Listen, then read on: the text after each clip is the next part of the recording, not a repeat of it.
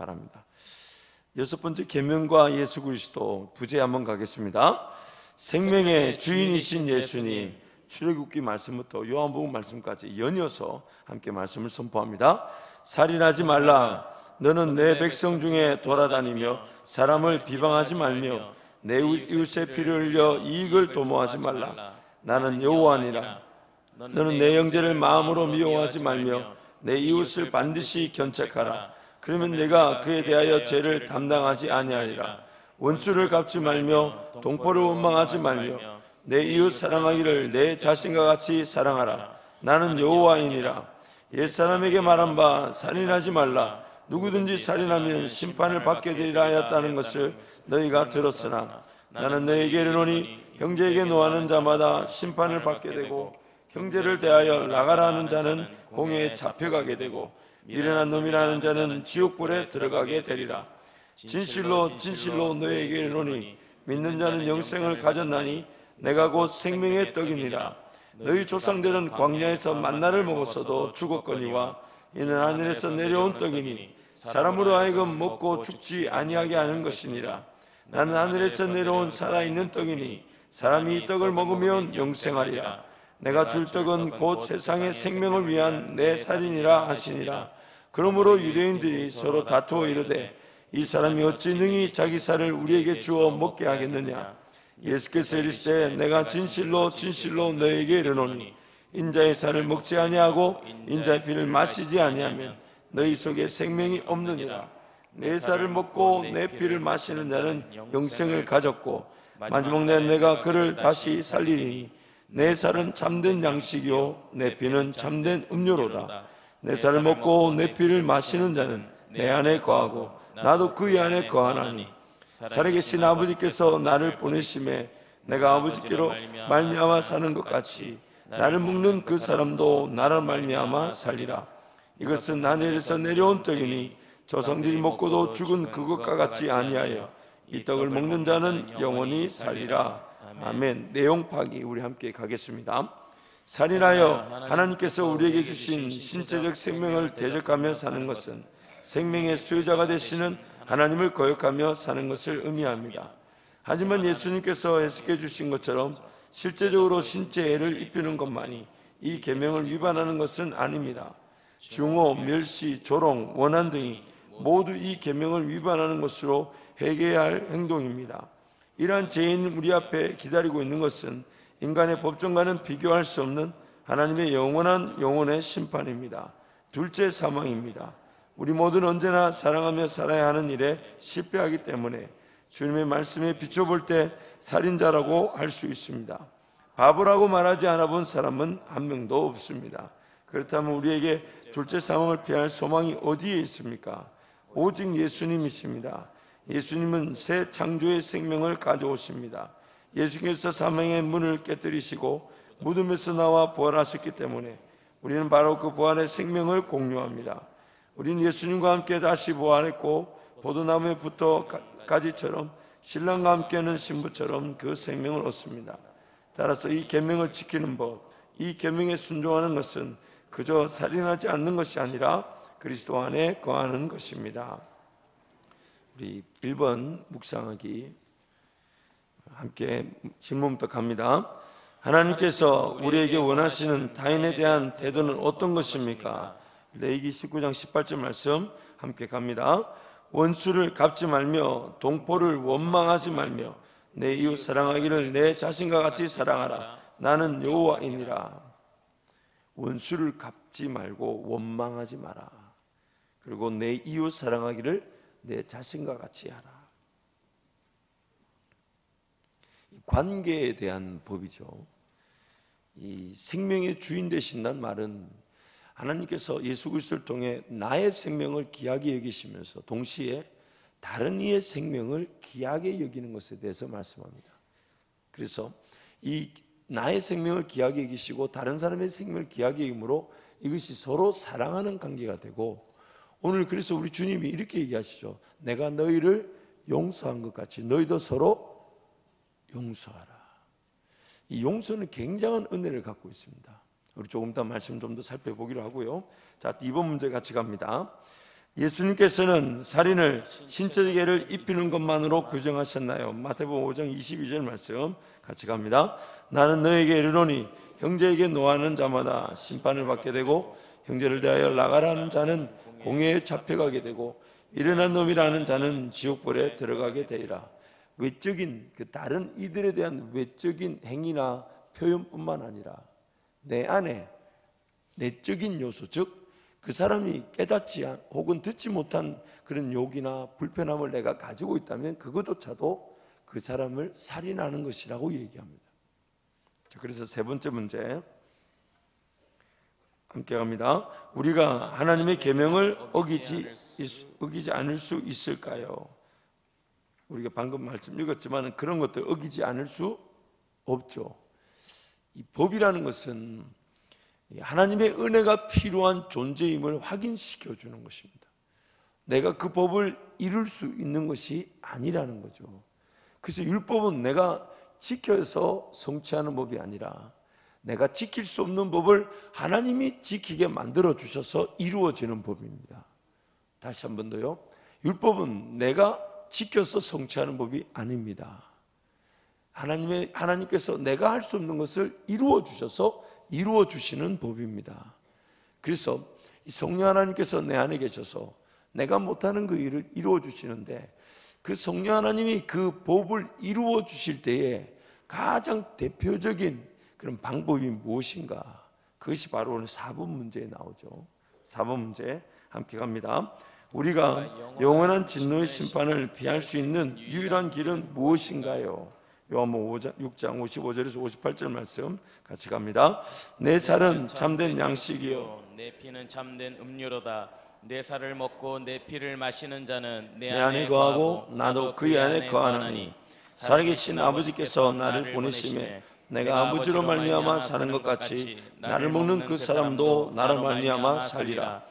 이것은 하늘에서 내려온 떡이니 조상들이 먹고도 죽은 그것과 같이 아니하여 이 떡을 먹는 자는 영원히 살리라.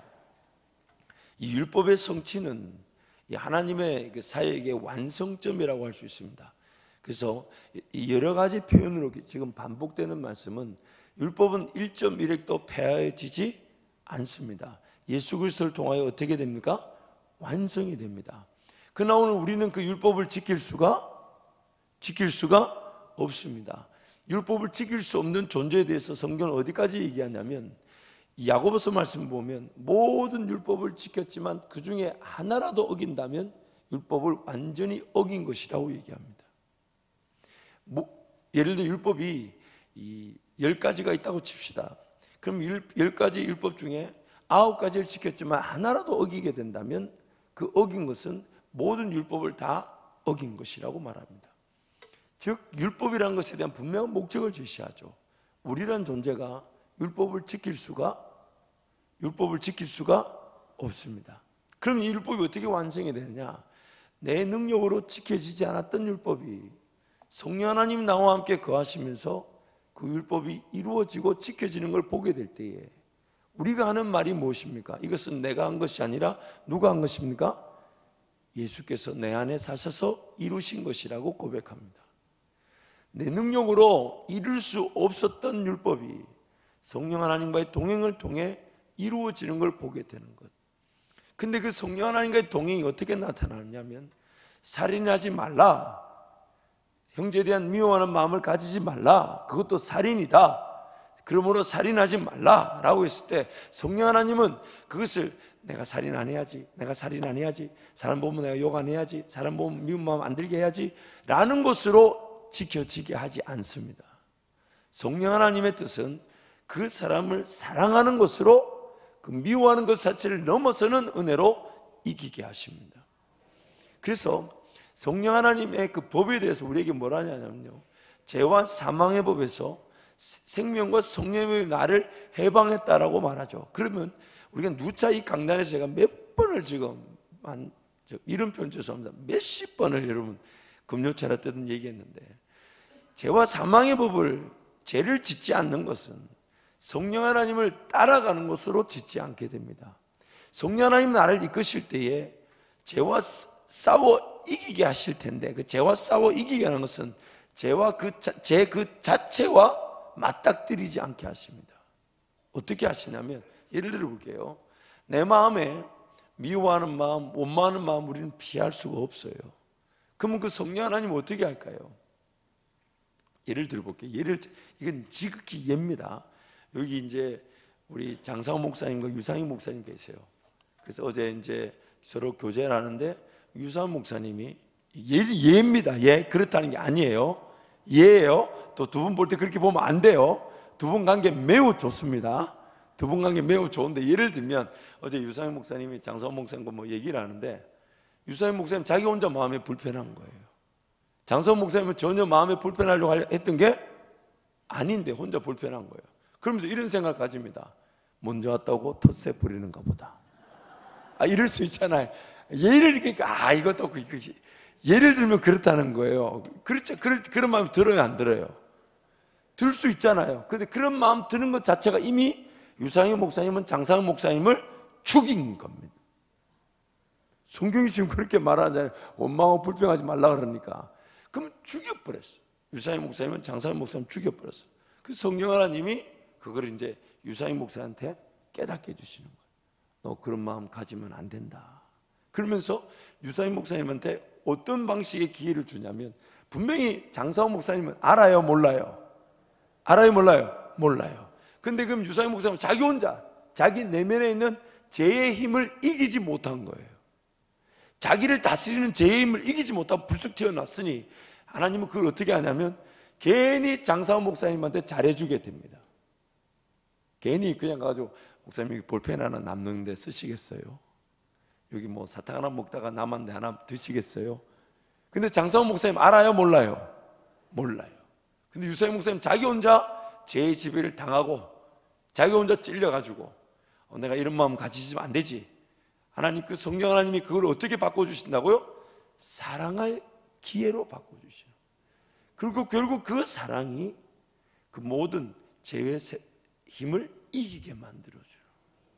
그래서 나는 내가 장사호 목사님을 내가 미워하지 말아야지라는 것으로 죄를 이긴 것이 아니라, 미워했던 것에 대해서 깨닫게 하시고 도리어 뭐하게 하신다고요? 사랑하게 하심으로. 그래서 사랑을 하다 보니까 관계가 서로 더 세워지게 되죠. 그래서 다음부터는 내가 내 시간을 투자하고 내 물질을 투자하여 사랑한 그 사람이 나에게 또 불편한 얘기를 해도 용납해 주게 됩니다. 왜냐하면 내가 사랑하고 있기 때문에. 내가 사랑하고 있기 때문에. 성령 하나님이 나로 하여금 죄와 사망의 법을 이기게 하실 때는 이렇게 이겨가게 하시는 거예요. 그러면서 나중에는 그런 나를 다스리는 죄의 그 법, 권세 자체를 미워하게 만드십니다. 그리고 그 미워하는 게 어디까지 가냐면요, 나 자신을 미워하게 하세요. 그리고 나 자신을 쳐서 기꺼이 복종시키게 만들어 주십니다. 기꺼이 성령 하나님을 따라가기 위해, 성령 하나님을 더 잘 따라가기 위해 나를 가만히 내버려 두지 않는 거죠. 그래서 끊임없이 성령 하나님이 그 죄의 권세나 죄의 능력이 드러날 때 그것을 성령 하나님의 사랑의 기회, 서로 화목의 기회, 성령 하나님이 나를 그것을 깨닫게 하셔서 하나님을 따라갈 수 있는 기회를 통해 죄와 사망의 법을 이겨버리게 하십니다. 그래서 쉽게 표현하면 이런 겁니다. 내가 지금 성령 하나님을 따라가다 보니 내 몸이, 내 시간이, 내 물질이 죄를 지을 시간을, 물질을, 기회를 잃어버리는 겁니다. 사람 몸은 하나잖아요. 그래서 예배 드리러 오다 보니 집에서의 그런 세상 문화가 기회를 잃어버리는 거예요. 내가 성령 하나님을 쫓아 봉사하고 사랑하다 보니 죄를 지을 그 시간들이 이쪽 성령 하나님을 따르는 시간으로 바뀌어져 있는 것입니다. 이것을 성경은 여러 가지 표현으로 말합니다. 가장 대표적인 표현이 예수로 인해 죽고 예수로 인해 사는 것입니다.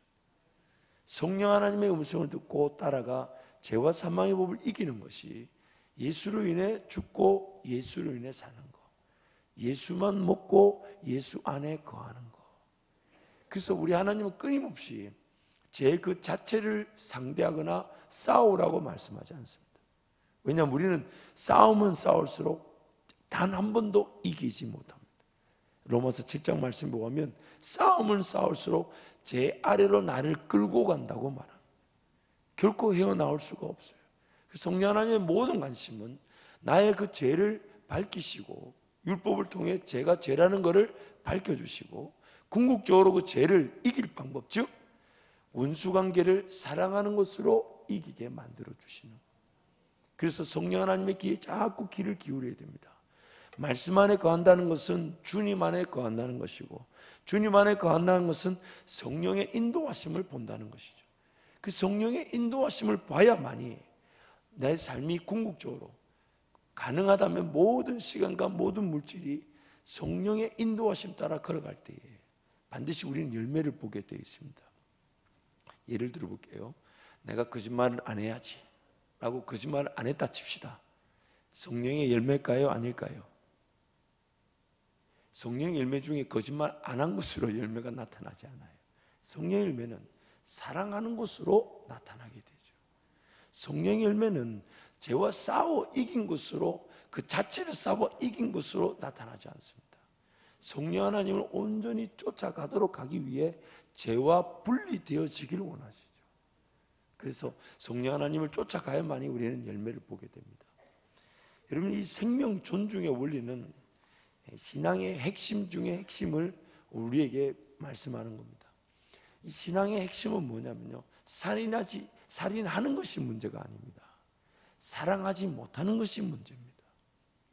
우리 서로 사랑하지 못하는 것으로 어떤 문제가 일어나게 되냐면, 여러분, 나라는 존재는 반드시 교회 공동체의 구성원으로 세워져야만이 영양분을 공급받고 영양분을 흘려보내게 되어 있습니다. 그래서 이 땅에 우리는 구원을 받고 남겨진 목적이 뭐냐? 주님이 말씀하시기를 교회를 세우시기 위해서라고 분명히 베드로에게 얘기하시겠어요. 교회를 세울 것이다. 주님이 뭔가 세운다고 말씀하신 건 딱 한 가지밖에 없습니다. 교회입니다. 각 성도가 하나님과 1대1의 관계에서 구원을 받고 이 땅에 남겨졌을 때는 교회가 아니고서는 그 사람의 구원이 성화의 과정을 겪어 나갈 수가 없습니다. 자기 혼자 집에서 신앙생활 한다 라고 했을 때 문제가 일어나게 됩니다. 그 사람이 신앙생활 혼자 하는 듯 보일 수 있지만은 하나님과 1대1의 관계에서 영양분을 공급받다 보면 반드시 그 사람의 삶은 누군가에게 복음을 전하고 사랑을 실천하는 것으로 나타날 수밖에 없습니다. 그러면 누군가에게 복음을 전하고 사랑을 실천하게 되면 반드시 나 혼자만의 신앙으로 세워질 수가 없죠. 복음이 전해졌으니 그 사람을 이끌어줘야 되고 그 사람을 세워주는 일이 함께 동반되어지게 되어 있습니다. 그래서 교회라는 것은 구원 얻은 성도의 필수 요건입니다. 그래서 이 교회가 굉장히 중요한 거예요. 그리고 그 교회 공동체를 이루게 되는 가장 핵심 목적이 뭐냐? 하나님이 하나 되신 것처럼 우리도 하나 되게 하기 위한 겁니다. 서로 사랑하기 위해서 살인하면 안 되는 거예요. 그래서 이 불편한 마음이 가지고 있잖아요. 그 예를 들면 이런 겁니다. 제가 저 사람을 그렇게 미워하진 않아요 라고 말하지만 성경은 그것도 살인이라고 얘기해요. 내가 그 사람을 사랑하지 못하고 적절한 거리의 관계를 지키고 있는 것도 성경은 살인하는 거라고 얘기합니다. 왜 그러냐면 지금 함께 성령 하나님의 음성을 들을 수가 없다면 이미 관계는 깨어져 있는 겁니다. 다시 한 번 더요. 서로 함께 하나님의 음성을 듣고 순종할 수 있는 그런 관계가 아니면 내가 굳이 미워하는 것처럼 보이지 않으나 그 적정 수준의 거리는 이미 깨어져 있는 것입니다. 기준이 하나입니다. 교회 공동체로서 함께 하나님의 음성을 듣고 함께 하나님의 음성을 듣고 순종하며 걸어가지 못하는 모든 관계는 다 깨어져 있습니다. 그리고 함께 하나님의 음성을 듣지 못하면 열매를 볼 수가 없습니다. 성령의 열매를 볼 수가 없습니다. 그래서 여러분, 형제 사랑이 매우 중요한 이유가 무엇이냐? 그 사람이 살아날 방법이고 내가 살아날 유일한 방법입니다. 여러분, 초대교회 때요, 또 구약에도 마찬가지지만 항상 그 공동체가 위기를 겪었던 이유는요, 그 한 사람의 제약이었어요.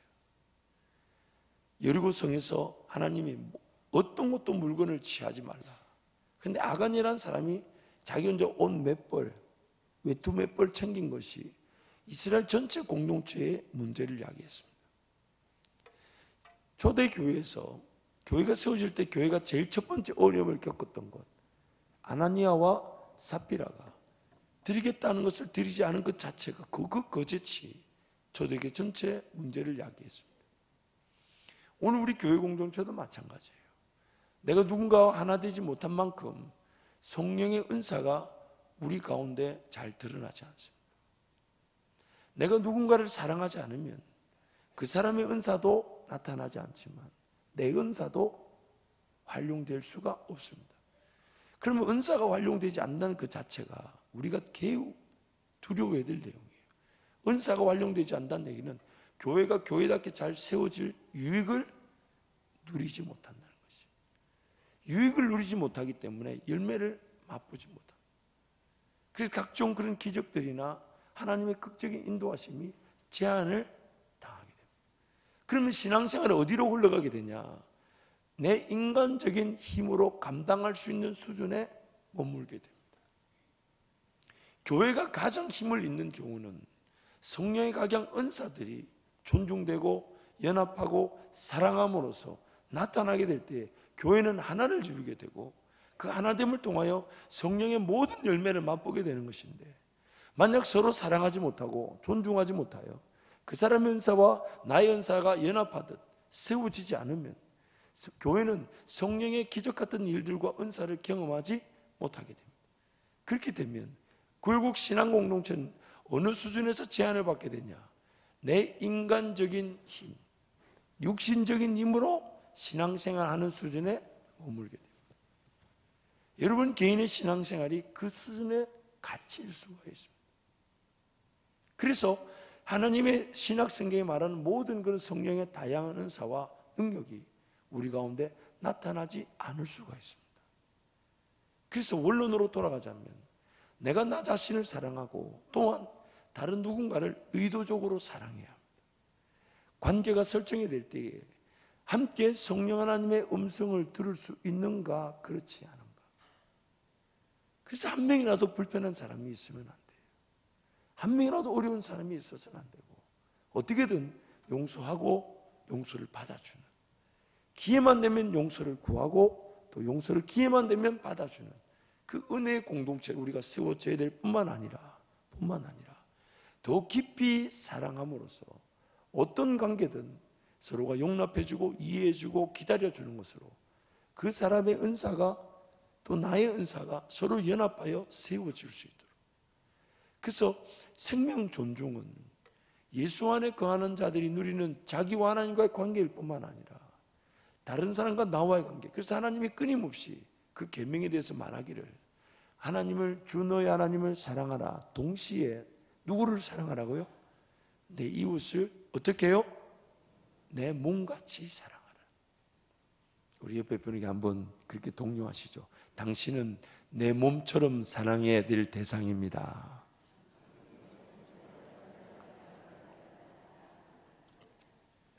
제가 누차 농담처럼 얘기하지만 농담이 아닙니다.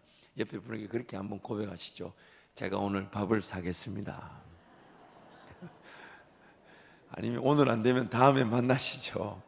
그래서 우리 서로 더 사랑해야 되는 거예요. 우리 서로 더 사랑해야 성령 하나님 우리 함께 들려주실 음성을 듣게 될 때 나는 나의 은사가 쓰여지게 되고 그 사람은 그의 은사가 쓰여지게 되고 그 은사가 서로 쓰이게 될 때 교회는 유기체적으로 돌아가게 됩니다. 어떻게 해요? 그리스도의 몸으로 돌아가게 됩니다. 각자의 역할을 하지 않으면 하는 그 일이 되지 않죠. 예를 들어 볼게요.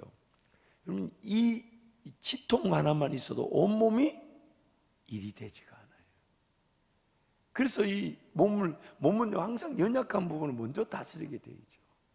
그러므로 여러분 우리 서로 사랑하고 돌보는 일은 끊임없이 일어나요. 그래서 뭔가 사랑할 기회가 있을 때 사랑하는 수준이 아니라 기회를 자꾸 만들어야 돼요. 기회를 자꾸 만들어서 다가가고 그냥 섬기고 그것이 이 점조직처럼 확산이 돼야 돼요. 우리 교회 규모가 있기 때문에 각 목장에서부터 그 사랑이 넘쳐나야 되고 목장 간에, 마을 안에서의 또 사랑이 넘쳐나야 되고, 또 마을 간에 서로 사랑이 일어나야 되고, 또한 그 지구 간에 사랑이 일어나야 되고, 교회 전체 간에 그런 사랑이 일어날 때 우리 하나님이 우리 한밭제일교회를 통해 어떤 길로든 걸어가게 하실 것입니다. 어느 길로든 걸어가게 하시는 거예요. 그래서 여러분, 목사는 자꾸 그런 꿈을 꾸는 거예요. 여러분 저를 위해 기도해 주실 때 항상 잊지 마십시오. 저는 큰 바다가 되면 좋겠어요. 많은 사람들이 그 바다 같은 곳에서 자기 역할을 하면서 수영을 하기도 하고, 요트를 타기도 하고, 잠수를 하기도 하고, 거기서 막 갖가지 일들을 펼쳐나가는.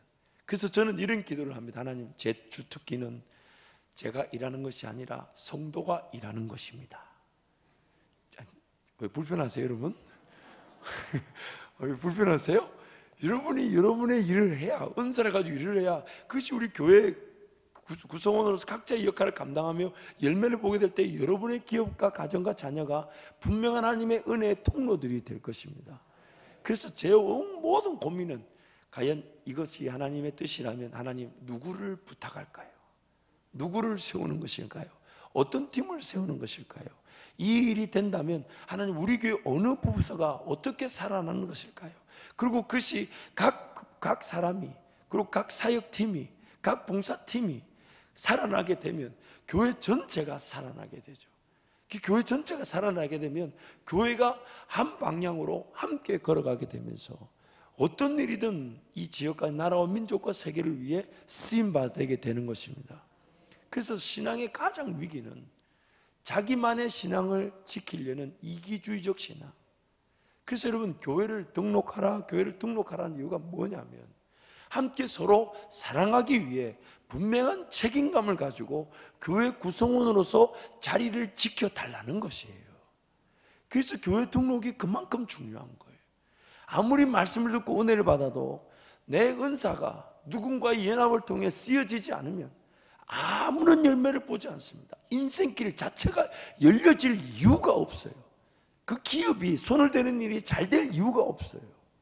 교회를 통해 나란 존재가 존중을 받고 또 나를 통해 누군가가 존중을 받으며 함께 하나 될 때 하나님이 그때 그 두 사람의 은사가 가치를 발휘할 수 있도록, 연합할 수 있도록 기회를 주시고, 그리고 그 두 사람이 점점점 확대되어져서 모든 교회 구성원들이 함께 하나됨을 이루어 서로 사랑하면서 끈끈하게 연결되어 있을 때 하나님이 그 한밭제일교회라는 이 큰 공동체가 놀라운 그 은혜 길에 한 걸음씩 크게, 큰 한 사람이 걸을 수 없는 일을 4,000명, 5,000명이 걸어갈 때 그 영향력과 그 파급이 엄청난 것입니다. 저는 제 스스로 그렇게 믿습니다. 나라도 세울 수가 있어요. 아니, 그렇지 않나요? 나라도 세울 수가 있어요. 하나님이 하신다면. 그렇기 때문에 여러분, 나 한 사람이 걷는 그 영향력이, 우리 한밭제일교회란 이 거대한 영향력이 함께 걸어갈 수 있는 영향력으로 이어져야 되는 것이죠. 그 하나님의 기대가 거기에 있는 겁니다.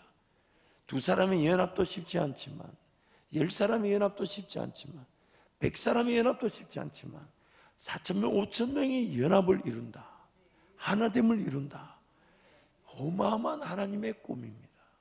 하나님의 꿈. 그래서 여러분, 우리 서로 사랑해야 되는 거예요. 우리 서로. 그래서 주일날도 여러분, 우리 청년들에게 이제 그렇게 계속 가르치고 있습니다만은, 주일날도 우리 서로 모든 성도들이 보면 연령이 높든 낮든 무조건 먼저 인사하기. 먼저 인사. 교회가 크다 보니까 지구가 다르면 서로 잘 모르고 이래서는 안 돼요. 제가 이번에 대신방을 해보니까 우리 지구 사역자들부터 약간 교육이 필요해요. 자기 지구 신방 끝났다고 박수치고, 하나님, 목사님 계속 남았는데, 이 목사는 계속 신방해야 되는데 자기는 할렐루야 아멘 하고 이렇게, 물론 좋은데 좀 더, 이것도 농담인데 또 진담처럼 알아들으시면, 아니 우리 아시아주가 이모 목사님은 저한테 그러시더라고. 저는 이제 끝났다고. 이제 목사 이제 시작인데, 저는 이제 한 지구 끝냈는데. 그런 생각들 자체가 위험스럽습니다, 여러분. 그래서 우리 서로 어떻게 해서든지 그랬던 관계의 선들이 무너지고 벽들이 무너지고 서로가 서로를 대하고 이해하고 용납하는 것이 이렇게 쫙 확산되어져 있습니다. 체육대회도 사실 고민이에요. 지구별로 하다 보니까 서로 경쟁이 되니까 이게 뭔가 서로 불편한 일을 만드는 것 같기도 하고, 이게 어떻게 해야 될지 참 고민이에요. 이번에는 천군 백본으로 나누나, 아니면 모든 지구를 섞어가지고 그냥 가나다라 순으로 인원수로 나누나, 이게 자꾸 지구별 대항이 되니까 이게 뭔가 서로 연합이라기보다는 무조건 분위기가 그래요. 어쨌든 좀 행복한 고민이긴 합니다만은, 그러나 그런 교제도 필요하죠. 그러나 우리의 궁극적인 관심은 어떻게든 내가 더 사랑하는 겁니다. 다가가는 겁니다. 성령 하나님의 음성을 같이 들을 수 없는 것 자체가 이미 살인하고 있는 겁니다. 관계가 깨어져 있다는 거죠. 어떤 누구와도 함께 성령 하나님의 음성을 들을 수 있는 하나됨의 관계, 연합됨의 관계, 그 수준을 지금 율법에서는 그림자처럼 살인하지 말라라고 명시하고 있는 것입니다. 우리 한밭제일교회가 반드시 끈끈한 사랑으로 하나 되어서 우리 함께 한 사람이 걸을 길을 5,000명, 6,000명, 10,000명이 함께 걸어가게 될 줄 믿습니다. 그리고 그 걸어감을 통해 우리의 하나됨이 세상이 보지 못한 하나됨으로 나타나고, 세상이 감당치 못할 능력과 그 권세, 성령의 각종 은사와 기적 같은 일들을 보게 되면서 여러분 개인과 가정과 일터는 그 은혜의 통로들로, 물질과 혹은 영향력의 통로들로 하나님이 세워주실 것입니다. 기도하겠습니다. 하나님 아버지, 은혜와 사랑을 진심으로 감사합니다. 하나님, 서로 사랑하게 하여 주옵소서. 서로 용서를 구하고 용서를 받는 그런 하나님의 은혜 관계를 누리게 하여 주옵소서. 그저 내 가정과 또 내 일터, 내 개인과의 하나님과의 신앙에만 머물지 않도록 도와주시고, 함께 하나님의 음성을 듣기 위하여 그는 예배의 자리에 달려나오며, 또한 신앙 공동체의 책임감을 가지고 이루고자 하는 거룩한 소망을 가지고 함께 사랑하며 은혜를 구하는 우리 교회 공동체, 우리 한밭제일교회 하나의 공동체 되게 하여 주옵소서. 그래서 하나님, 언제든 어느 때든 사랑의 기회를 찾고 만들어내고 구함으로써 사랑하며 섬기며 하나 되어 하나님께서 우리 함께 걸어가게 그 놀라운 역사가 꿈꿔지게 하여 주시고, 우리 한밭제일교회 공동체가 함께 이 지역과 이 나라와 민족과 세계 선교를 위하여 하나님이 걸어가게 하실 놀라운 공동체로 세워지게 은혜를 베풀어 주옵소서. 그를 위하여 각양각색의 은사가 살아나게 하여 주시고, 그 은사가 살아날 것을 기대함으로 서로 사랑하고 기다려주고 인내하면서 기의 성령이 하나 되게 하시는 그 놀라운 은혜를 우리 교회 공동체가 보게 하여 주옵소서. 우리 새벽에도 기도하는 귀한 성도들, 그 기도를 통하여 교회를 위하는 귀한 그 은혜와 능력을 구하게 도와주시고, 무엇보다 각자 자기에게 주어진 놀라운 그 사명을 감당하며 하나님 나에게만 말씀하신 놀라운 은혜를 기억하여 함께 사랑하며 나의 은사 또는 또 다른 누군가의 은사를 존중해 주며 교회를 세우는 그 믿음의 공동체, 기도의 공동체 되게 하여 주옵소서. 특별히 오늘부터 시작되는 3일 금식에 하나님 큰 힘을 더하여 주셔서 우리 55명의 3일 금식자들이 더 놀라운 은혜를 누리며 더 깊은 주님과의 관계, 또한 교회를 위한 기도를 통하여 교회가 더욱더 든든히 세워져 가게 하여 주시고, 금식의 승리를 통하여 주님과의 더 깊은 관계를 누리게 하여 주옵소서. 또한 원로 목사님 사역과 또한 부자원 종의 사역에 기름 부어 주셔서 행보마다 영혼들을 살려내며 목장이 살아나며 교회가 더욱더 든든히 세워져가는 은혜의 기회가 되게 해 주옵소서. 예수님 이름으로 축복하며 기도합니다. 아멘.